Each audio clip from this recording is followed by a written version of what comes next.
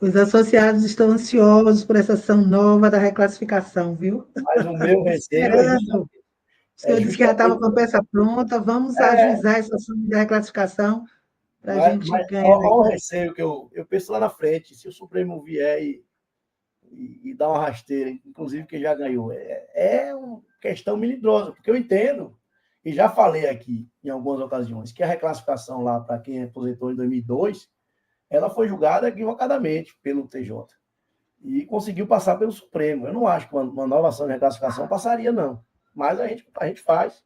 Acho que está no nosso papel. Que não vai ser derrotar sem lutar, não. Mas acho muito Com difícil passar. certeza. Acho muito Temos que difícil tentar aí, né, reclassificar os professores nos graus que eles deveriam estar, né? Porque Isso, os isso. professores da tabela do subsídio não conseguem reajuste, porque Wagner dividiu a categoria em duas, justamente para colocar esses professores fora da carreira, né? Esses professores estão fora da carreira, infelizmente, a gente precisa lutar por eles.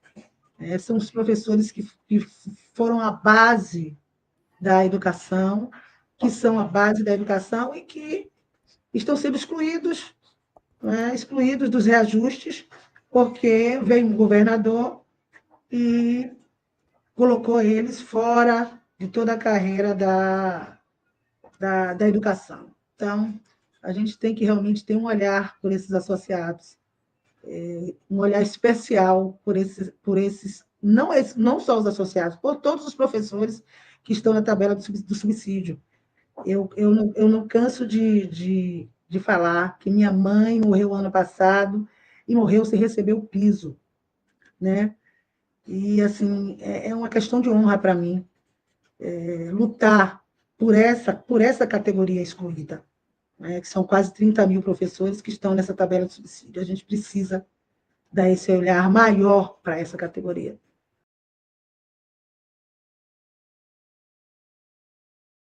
Eu queria fazer uma pergunta, doutor Jorge, sobre a URV, sobre essa questão das demandas repetitivas, né? Qual a esperança que o senhor dá para a gente sobre essa questão dessa suspensão da URV É por isso. conta dessas demandas repetitivas? A O senhor suspensão da acha a suspensão da URV, ela tem duas questões. Se precisa se filiar à PLB ou não. Eu acho que isso aqui a gente ganha facilmente. Pelo menos a relatora que está com o processo tem esse posicionamento e a maioria lá também. A segunda questão é o limite temporal da URV, que eu mostrei que seria decidido aqui na Bahia, mas agora vai ser decidido em Brasília, no STJ. No STJ, o entendimento pacífico é que não dá para limitar. Mas o pessoal pode querer fazer, Ana, um elástico para dizer que julgava de uma forma, mas não necessariamente dessa forma. E que, em casos específicos, é possível limitar. Então, o que eu posso dizer, eu não tenho experiência com o ministro, relator, é Marco Antônio Belize, Marco Aurélio Belize, eu não tenho muita convicção, mas isso é julgado na primeira sessão, normalmente é rápido. Normalmente é muito rápido o julgamento. 1 ano ou menos. E aí, se for no sentido que a gente defende, e a gente vai, Ana, a FIPEB e a JUPROF, a gente vai peticionar para se habilitar lá no processo, para ser amicus curiae, né? O que é para ser amigo da corte, mas é de fato trazer colaboração, né, para que pelo menos a definição da tese não atrapalhe o processo aqui da Bahia, que houve expressamente discussão de limitação e que foi rejeitada, né? Então, não dá para se prever, não.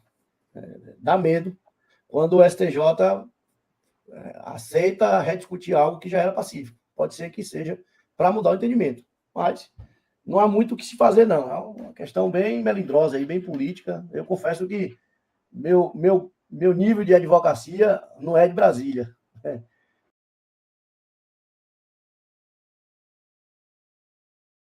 Infelizmente, a outra advocacia de Brasília. pergunta também, doutor Jorge, que os associados têm questionado bastante, é sobre essa questão da ampliação da prescrição.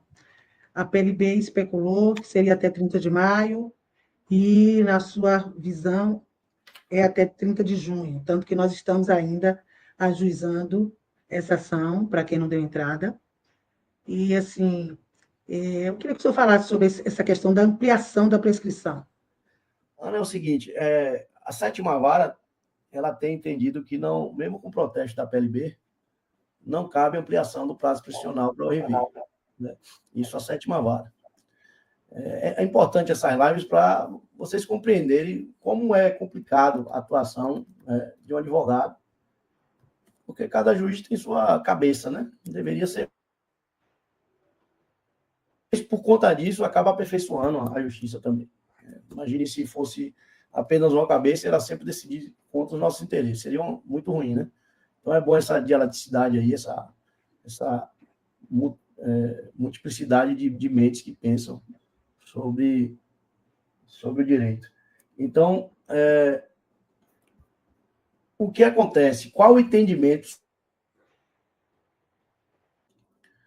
Um aviso, uma carta, né? uma mensagem que você diz assim, Estado, eu quero dizer a você que eu ainda pretendo habilitar mais gente nesse processo.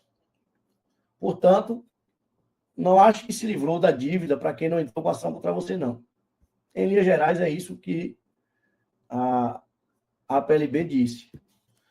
E esse protesto, eu vou ver aqui, tem tempo que eu não vejo, está aqui concluso para julgamento, o que não faz muito sentido, porque o protesto não tem natureza judicial, é apenas um procedimento de notificação, até é uma impropriedade, vou mostrar para vocês aqui.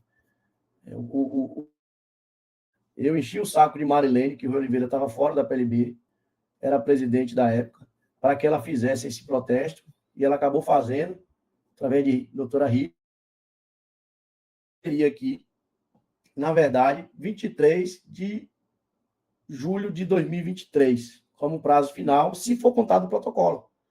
Mas o entendimento que se tem na jurisprudência é de que o reinício do prazo prescricional para se habilitar no processo após o aviamento do protesto é após o último ato do processo de protesto, que ainda não ocorreu. Então, em tese, esse reinício do prazo prescricional para execução nem se reiniciou. Isso tem decisões inúmeras do STJ, não acho que teria surpresa com relação a isso. O que eu acho que pode acontecer, conhecendo a Vara da Fazenda Pública, que está bastante incomodada com a quantidade de processos que existe, né, é o juiz lá da sexta vara dizer que aquele protesto não tem nenhum valor, mesmo não tendo qualquer tipo de oposição. O Estado não fez qualquer tipo de oposição com relação ao protesto. Eu não acho que ela faria isso. Se fizer isso, cabe apelação. Então, assim, em tese, não há reinício do prazo prescricional. Eu vou colocar aqui, para não ficar só minha boca, entendeu, Ana? Eu não quero aqui dizer, deixe para... O doutor Jorge falou que pode entrar em 2027. Eu não estou dizendo isso. Eu estou dizendo que quem entrou até... Eu não sei quando foi de fevereiro de... Acho que foi 23 de fevereiro de 2019, de 23, não tem prescrição. Quem entrou depois dali vai ter uma discussão se o protesto tem valor ou não. Aí quem entrou depois de 23 de julho de 2023, para além da discussão se o protesto tem valor ou não, vai ter a discussão se o reinício do prazo é no final do processo ou não. Ok? Esclarecido?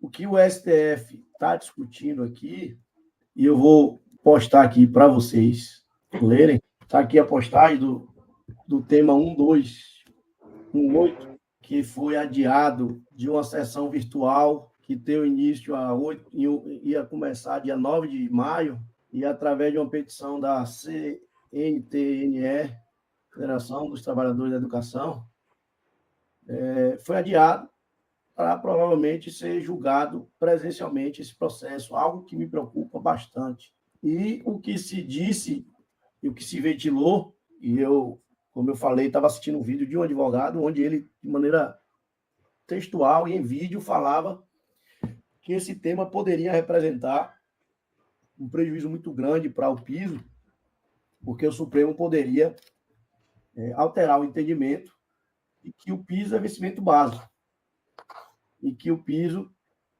ele não deve mais repercutir no cálculo das gratificações. Mas não é isso que está sendo discutido. Está aqui o resumo do que está sendo discutido. Se a adoção do piso estipulado na Lei Federal 11.738 de 2008 como base para o vencimento inicial, ela deve, esse piso, esse reajuste desse piso, ele importa automaticamente em reflexo desse reajuste, diferentemente do que o pessoal alega que essa ação pode mudar o entendimento de que piso é vencimento básico. Essa ação ela é tão somente para discutir se o piso, uma vez reajustado, para quem é da carreira e recebe mais do que o piso, também deve receber o mesmo reajuste. Consegue compreender, Ana? É bom você estar aqui. Então, não está se discutindo o direito ao piso, não está se discutindo o direito a receber o piso, não está se discutindo se o piso deve ser base de cálculo para adicionar o tempo de serviço, atividade de classe, etc. Não está discutindo isso. O que está discutindo é se o piso, ele, uma vez reajustado, ele provoca reajuste automático nas demais classes, níveis da carreira. Ou seja, o piso de 2022 foi 30%, não é isso? Para quem recebe abaixo do piso, né? Então, a discussão é se quem recebia lá acima de R$ 2.800 também teria os 30% de aumento. Vamos para o piso desse ano, deu 6% de aumento, não é isso? Então, se toda a carreira do magistério deveria ter seus 6% de aumento, aconteceu por coincidência esse ano, mas ano passado foi, acho que 14% de aumento no piso. Mas você, Ana, é da carreira, você não recebeu os 14% de aumento, porque você está com a classe, um grau que já recebia maior do que o piso. Então, é essa discussão que está sendo posta lá no STF,